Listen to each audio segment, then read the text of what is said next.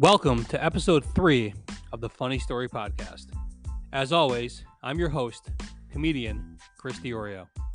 This week, for the first time in our podcast history, on episode 3, we are featuring a user-submitted story. This user, who submitted the story anonymously, and you'll see why, tells his story of the time him and his friends shut down a Wendy'S after snorting Suboxone. I hope you enjoyed this episode. Please don't forget to like, share, and subscribe, and submit your own story at thefunnystorypodcast@gmail.com. Enjoy the show.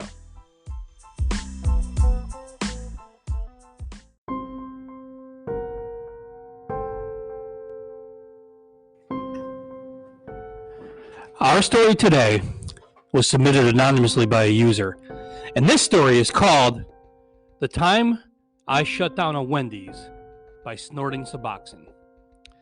When I was in my 20s, I was a corporate trainer for a popular restaurant chain. My job was basically to fly across the country whenever this restaurant chain would open a new location and help train all the new staff and managers. Not necessarily on how to wait tables or how to cook food, but to do the thing the classic corporate way that we all know and love. Now, we all had our home restaurants, places that we worked at when we weren't traveling, so we would see each other maybe 4 or 5 times a year for 2-week clips at a time. We worked hard and we played hard. Our 12 to 14-hour workdays would always commence with an obscene amount of partying, drinking, and yes, absolutely, some drug use.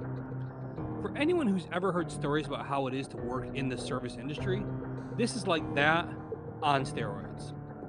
Anytime we would go to a new location, we would at least have a dedicated weed guy, someone who was either from the area or who was brave and dumb enough to flat out ask some of the cooks or servers that we were in no way, shape, or form supposed to fraternize with, where we could find some drugs. On one trip, a small group of us decided we were comfortable enough with each other to take the partying to a whole nother level. Although most of us were happy with just weed and booze, a select few of us really wanted to relieve some of that restaurant work stress. One of our friends casually just said, "Hey, does anyone know where to find some painkillers?" Now, most of us hadn't dabbled into that world yet. And quite honestly, a few of us didn't even know the difference between a painkiller and a Tylenol, for example, for what that was worth. So this rebel commando in our group explained the euphoric feeling that he would get from snorting a painkiller and how it was prescription medicine, so inherently not dangerous. How naive were we? After much discussion and our local guy exhausting his contacts, a brand new guy to our team, who was also kind of local, said, "Hey, actually, now that I think about it, I have a friend who used to be addicted to heroin, but now I think he takes painkillers instead. Let me see if he has a few he's willing to get rid of." After a quick phone call, this new guy, who we'll call Brian, told us that his friend was indeed willing to sell us something called Suboxone, which he claimed, Brian's friend, was just like Percocet or oxycodone or any of those now famous opioids that people know and love. Now, for those of you who don't know, Suboxone is actually a powerful anti-opiate drug that is given to opioid addicts to help them detox, and absolutely should never be used recreationally. If this is new information to you, then you're in the same boat as us, because we did not know that information either. Within an hour, our new best friend had these in his possession, and, as instructed, we crushed them up and snorted them. Within 15 minutes, every single one of us was more fucked up than we had ever been in our entire lives.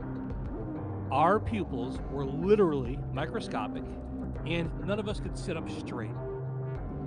This was not fun or euphoric whatsoever. Everybody pretty much agreed we should call it a night and hope to God that we could somehow sleep off this feeling and live through the night. The next morning, we were all violently sick. Every single one of us was throwing up constantly, and even the slightest movement would make us extremely nauseous. Now, for a little context, taking a half step back here, our entire training team consisted of 12 people. There were 6 of us that night that took the Suboxone, so half the staff.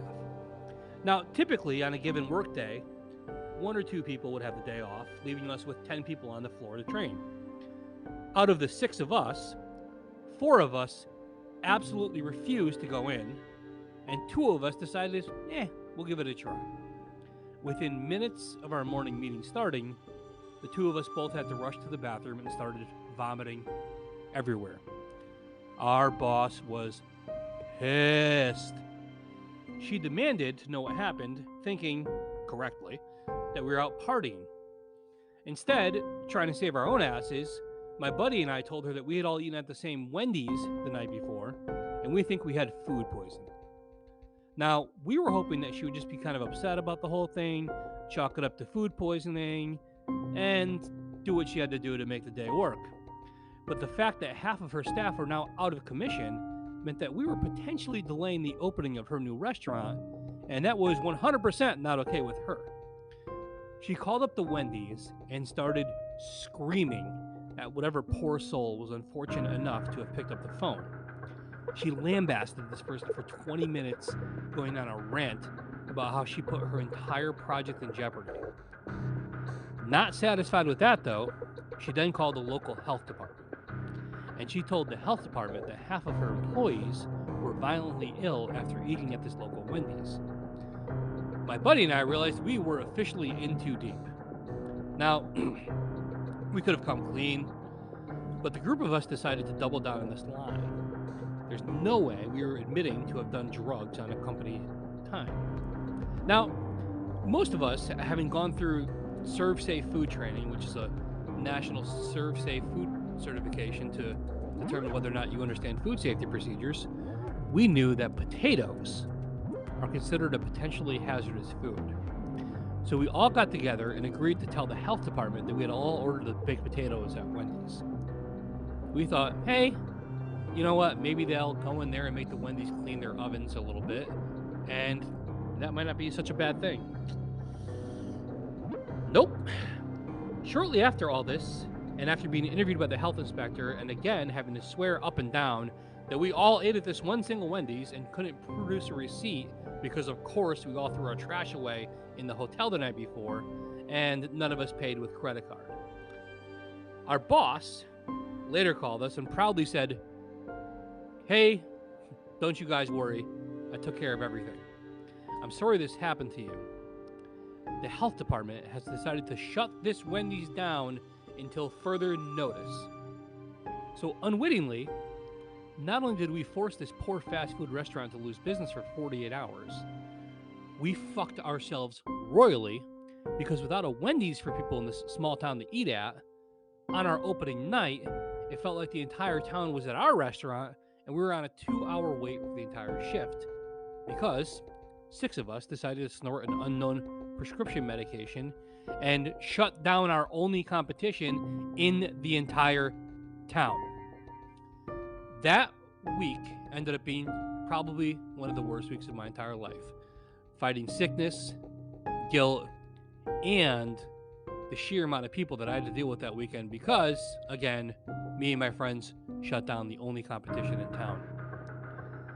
I am super happy to have finally had the chance to tell this story that I've been holding in for 15 years, anonymously, on this podcast.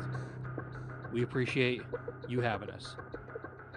And folks, I'm Chris Diorio, your host, and I appreciate you checking in to the Funny Story Podcast. Once again, I'm your host, comedian Chris Diorio. Please don't forget to like, share, and subscribe to this podcast. And if you want to have your story featured on the Funny Story Podcast, please send an email with your story to thefunnystorypodcast@gmail.com. That's thefunnystorypodcast@gmail.com. I hope you enjoyed the show and look forward to sharing with you the next one. Take care.